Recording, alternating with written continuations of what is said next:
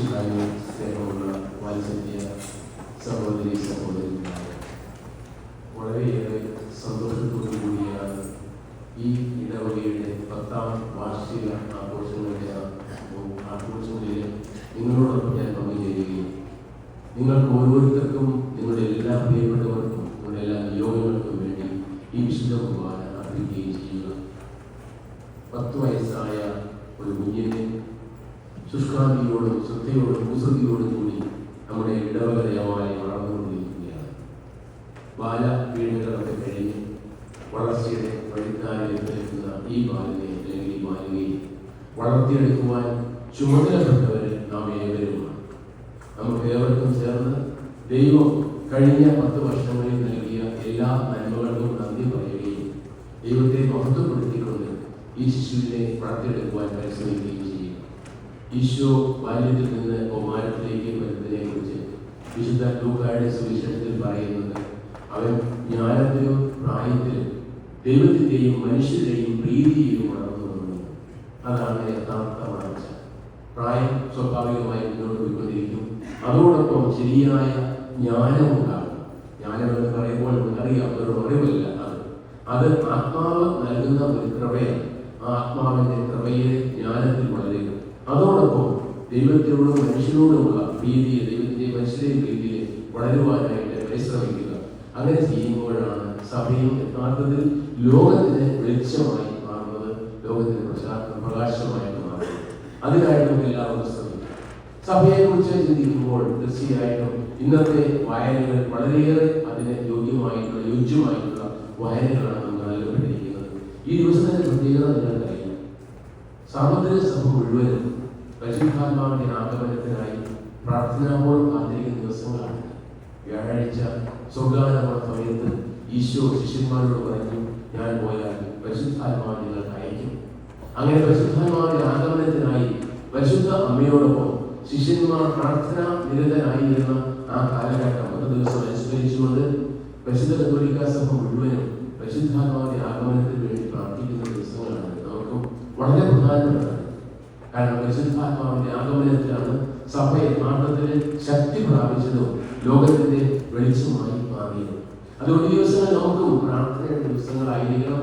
പരിശുദ്ധാത്മാവിന്റെ ആഗമനം നമ്മെ ഓരോരുത്തരെയും സഭയുടെ യഥാർത്ഥ മുഖമാക്കി മാറ്റുവാൻ നമുക്ക് പ്രത്യേകമായിട്ട് പരിശ്രമിക്കാം, പ്രാർത്ഥിക്കാം. അങ്ങനെ പരിശുദ്ധാത്മാവ് വന്നു കഴിയുമ്പോഴാണ് നമ്മൾ ശക്തി പ്രാപിക്കുന്നത്. കർത്താവിനെ അത് പറയുന്നുണ്ട്. പരിശുദ്ധാത്മാവ് വന്നു കഴിയുമ്പോൾ നിങ്ങൾ ശക്തി പ്രാപിക്കും.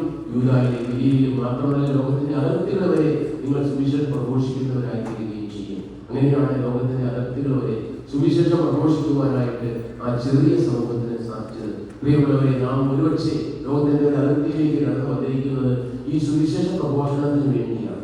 സുവിശേഷ പ്രഘോഷണം പല രീതിയിലാണ്. ഏത് സ്ഥലത്തായാലും ഏത് സാഹചര്യത്തിലായാലും സുവിശേഷം പ്രഘോഷിക്കാനാണ് നാം അയക്കപ്പെടുന്നത്.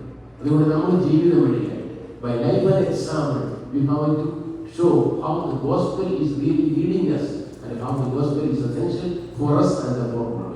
അത് നമ്മൾ പ്രത്യേകം ചിന്തിക്കേണ്ട ഒരു കാര്യമാണ്. ഗോസ്പലിന്റെ ആ ശക്തി, തിരുവചനത്തിന്റെ ശക്തി നമ്മിലൂടെ ലോകത്തിൽ പ്രകാശനമാക്കുവാനായിട്ട് നമുക്ക് പ്രത്യേകമായിട്ട് പരിശ്രമിക്കാം. The first reading we read, it was a vision of the church, experience of the church, the prophet Isaiah. He comes to the church, the temple, and he feels that the temple was filled with the glory of God. ദൈവത്തിന്റെ മഹത്വം കൊണ്ട് നിറഞ്ഞിരിക്കുന്നതായിട്ട് അദ്ദേഹത്തെ കാണപ്പെട്ടു. ദൈവമഹത്വം ദേവാലയത്തെ എപ്പോഴും ദൈവ ഭവനമാക്കി നിലനിർത്തുന്നു എന്നുള്ളതാണ് സത്യം. നമ്മൾ ദേവാലയത്തിലേക്ക് വരുമ്പോഴും ഈ ഒരു ചിന്ത നമുക്ക് ഉണ്ടാകണം. This is the place of God. This is where God shows His majesty. God shows His glory to us.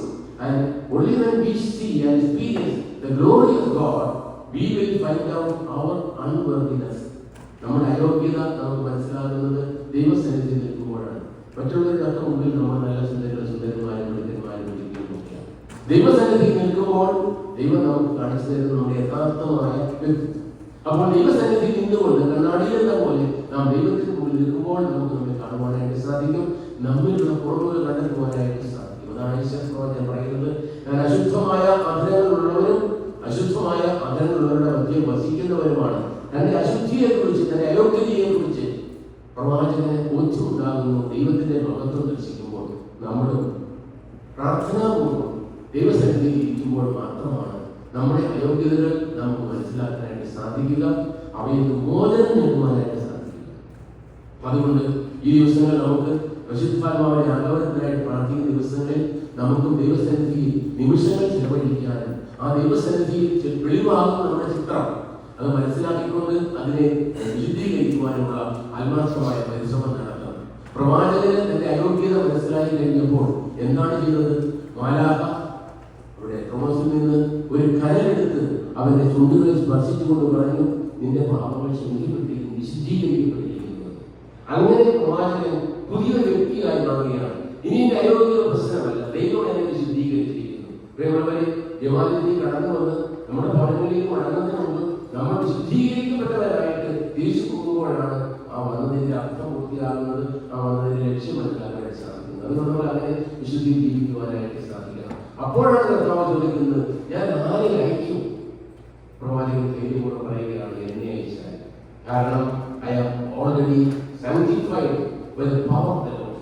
ദൈവത്തിന്റെ ശക്തി കൊണ്ട് വിശുദ്ധീകരിക്കപ്പെട്ട വ്യക്തിയാണ് ഞാൻ. ഇനി നിനക്ക് വേണ്ടി സംസാരിക്കാൻ ഞാൻ പോകുന്നതാണെന്ന് പറഞ്ഞുകൊണ്ട് പ്രവാചകൻ ദൈവത്തെ തന്നെ സമർപ്പിക്കുകയാണ്. നമ്മൾ ഓരോ പ്രാവശ്യവും ദേവാലയത്തിൽ വരുമ്പോൾ ഈ ഒരു പരിവർത്തനം നമ്മളിൽ ഉണ്ടാവുക എന്നുള്ള ആവശ്യമാണ്. നമ്മുടെ അയോഗ്യതകൾ തിരിച്ചറിയാനും ദൈവത്താൽ വിശുദ്ധീകരിക്കപ്പെടാനും പുതിയ ചൈതന്യം ഉൾക്കൊണ്ടുകൊണ്ട് ലോകത്തിന് വിലയിരിക്കുന്നവരെ ഇറങ്ങിത്തിരിക്കുക എന്നത് ആവശ്യമാണ്. വിശുദ്ധ പൗലോസ് അപ്പോസ്തലൻ ഫിലിപ്പിയർക്കാർക്ക് എഴുതിയ കാര്യങ്ങൾ വായിച്ചു നോക്കിയുണ്ടായി, ഒരു മനസ്സോടും ഒരു ഹൃദയത്തോടും കൂടി നിങ്ങൾ ജീവിക്കണം എന്നാണ് പറയുന്നത്. നിങ്ങളുടെ ഒരു ഭിന്നത ഉണ്ടാവരുത്, ഐക്യം ഉണ്ടാകണം. ആ ഐക്യം എന്ന് പറയുന്നത് വെറും മാനസികമായ ഐക്യമല്ല, പരിശുദ്ധാത്മാവിൽ ഉണ്ടാകുന്ന ഐക്യമാണ്. കാരണം പരിശുദ്ധാത്മാവാണ് ദ യുണൈറ്റിംഗ് സ്പിരിറ്റ്.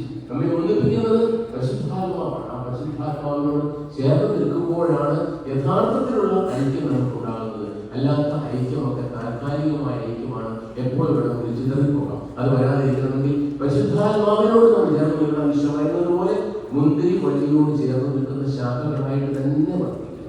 ഈശോയോട് ചേർന്ന് നിൽക്കുക, ഈശോയിൽ നിന്ന് ക്രമങ്ങൾ സ്വീകരിക്കുക. അപ്പോൾ ഒരേ മനസ്സും ഒരേ ആത്മാവുള്ളവരായിട്ട് മാറും. അങ്ങനെ വരുമ്പോൾ എന്താണ് ഉണ്ടാകുന്നത്? ഈശോ മിശിഹായിൽ ഉണ്ടായിരുന്ന അതേ മനോഭാവം നമ്മളിൽ ഉണ്ടാകണമെന്ന് പോലും സത്വം പറയുകയാണ്. എന്തായിരുന്നു ഈശോയുടെ മനോഭാവം? ദൈവത്തോടുള്ള തുല്യത പരിഗണിക്കാതെ എല്ലാവർക്കും വേണ്ടി ദാസനിൽ ദാസനായി തീർന്ന് കുരിശുമരണത്തിന് വിധേയനായ ഈശോയുടെ ആ ശുശ്രൂഷയുടെ മനോഭാവം നമ്മുടെ ജീവിതത്തിലില്ല. ഇത് ആവശ്യമാണ്. We should have that attitude of serving for others. We are actually sent as servants to serve our people. So therefore, we should remember this is our call. Isho മിശിഹായിലുണ്ടായിരുന്ന അതേ മനോഭാവം, the same attitude with which Jesus came down from heaven and lived with us and died on the cross, and he was rose again, and then that attitude will help us to be real followers of Jesus Christ. അതാണ് പറയുന്നത്. സുവിശേഷത്തിൽ നാം കാണുന്നത് ഈശോ തന്റെ മുന്നെടുത്ത ഈശോയുടെ സ്വകാര്യമാണ് വിഷയമാണെന്ന് അറിയാം. വ്യാഴാഴ്ചയിലായി ഈശോയുടെ സ്വകാര്യമാണ് തിരുനാൾ. ഇനിയുള്ള 10 ദിവസം നമ്മൾ പരിശുദ്ധാത്മാവിനെ പ്രാർത്ഥിക്കുന്ന ദിവസങ്ങളാണ്. അടുത്ത ഞായറാഴ്ച തിരുനാൾ. പരിശുദ്ധാത്മാവിന്റെ ആഗമനം ശിഷ്യരിലുണ്ടാക്കിയ വലിയ അത്ഭുതവും അനുഭവവും ഒക്കെ നമുക്ക് അനുസ്മരിക്കുവാനും നമ്മുടെ ജീവിതത്തിലും പരിശുദ്ധാത്മാവിന്റെ ആഗമനത്തിലൂടെയുള്ള വ്യത്യാസം വരുത്തുവാനുള്ള അവസരമാണ്. പ്രിയമുള്ളവരെ, ഈ ദശാബ്ദിയുടെ 10ാം വർഷത്തിന്റെ ആഘോഷങ്ങളനുബന്ധിച്ച് നിങ്ങൾ ഏറ്റെടുത്ത നല്ല പരിപാടികളെ കുറിച്ച് ബഹുമാനപ്പെട്ട അച്ഛനോട് പറയുകയുണ്ടായി. നിങ്ങളെ സ്നേഹപൂർവ്വം അഭിനന്ദിക്കുന്നു. നല്ല പ്രവർത്തനങ്ങൾ നിങ്ങളുടെ എല്ലാവരുടെയും സഹകരണത്തിന് ഫലമായിട്ട് വീടുകൾ നിർമ്മിക്കാനുള്ള പദ്ധതി പുരോഗമിക്കുന്നു എന്നതിന്റെ സന്തോഷമുണ്ട്. അതിനുവേണ്ടി നിങ്ങൾ നൽകിയ സമർപ്പണങ്ങൾ വളരെയേറെ പ്രധാനപ്പെട്ടതാണ്. അതുപോലെ തന്നെ വിശക്കുന്നവർക്ക് ഭക്ഷണം കൊടുക്കുവാനുള്ള നിങ്ങളുടെ ആ പ്രവർത്തനങ്ങൾ വളരെ ശ്ലാഘനീയമാണ്. ഇവയൊക്കെ വിളിച്ചു പറയുന്നത് ഇവിടെ ഒരു ക്രൈസ്തവ സമൂഹം നിലനിൽക്കുന്നു എന്നുള്ളതാണ്. ഇങ്ങനെയുള്ള നന്മ പ്രവർത്തികളിലൂടെയാണ് ഇവിടെ ഒരു ക്രൈസ്തവ സമൂഹം ഉണ്ട് എന്ന് ലോകം അറിയുന്നതും മനസ്സിലാക്കുന്നത്. അപ്പോൾ നമ്മുടെ ജീവിതത്തെ എന്നും ക്രിസ്തീയ പുണ്യങ്ങളാൽ നിറച്ചുകൊണ്ട് മുന്നോട്ട് പോകുവാനായിട്ട് നമുക്ക് സാധിക്കട്ടെ. ദൈവം നമ്മെ ഓരോരുത്തരും അനുഗ്രഹിക്കട്ടെ എന്ന് പ്രാർത്ഥിക്കുന്നു. നമ്മുടെ ഇടവകയുടെ ഈ ദശാബ്ദി ആഘോഷം നമുക്ക് പുതിയ ഉണർവ് നൽകട്ടെ. ദൈവം നൽകിയ കൃപകളെ സ്വീകരിച്ചുകൊണ്ട് ഇനിയും വളർച്ചയുടെ പടവുകൾ കയറുവാനായിട്ട് ദൈവത്തോട് ചേർന്ന് നിന്ന് പരസ്പരമുള്ള ഹൃദയ ഐക്യത്തിലൂടെ ദൈവമക്കളുടെ കൂട്ടായ്മ ഉറപ്പിച്ചുകൊണ്ട് പരിശുദ്ധാത്മാവിനാൽ ഒന്നാക്കപ്പെട്ട ദൈവജനമായി വർദ്ധിച്ചുകൊണ്ട് നമ്മുടെ ജീവിതങ്ങൾ ധന്യമാക്കുവാനായിട്ട് നമുക്ക് പരിശ്രമിക്കാം. അപ്പോൾ നമ്മുടെ കുടുംബങ്ങൾ വിശുദ്ധീകൃതമാകും, നമ്മുടെ കുഞ്ഞുങ്ങൾ വിശുദ്ധരായി വളരും, അവരുടെ ജീവിതം ദൈവ വഴികളിലാകും, ദൈവത്തിന്റെ കൃപ ധാരാളമായിട്ട് ഉണ്ടാകും. തീർച്ചയായും ദൈവം വിളിക്കുന്ന മക്കളെ ദൈവത്തിനായി കൊടുക്കാനുള്ള മനസ്സും കൂടി നമ്മൾ രൂപപ്പെടണം. അതിനുവേണ്ടി നാം പ്രാർത്ഥിക്കണം. നമ്മുടെ ഇടവയ്ക്ക് ഇനി സേവനം ചെയ്യാൻ നമ്മുടെ മക്കൾ തന്നെ വരണം. ദൈവം വിളിക്കുന്നുണ്ട് എന്നുള്ളത് നിങ്ങൾ ഒരിക്കലും വിസ്മരിക്കരുത്. പ്രാർത്ഥനാപൂർവ്വം മാതാപിതാക്കൾ ചിന്തിക്കുക, ദൈവം വിളിക്കുന്ന വഴികളിലൂടെ നമ്മുടെ കുഞ്ഞുങ്ങളെ നടത്താൻ പരിശ്രമിക്കുക. കാരണം മാമോദീസായിലൂടെ നമ്മുടെ മക്കൾ ദൈവത്തിന്റെ മക്കളായി മാറിയവരാണ്.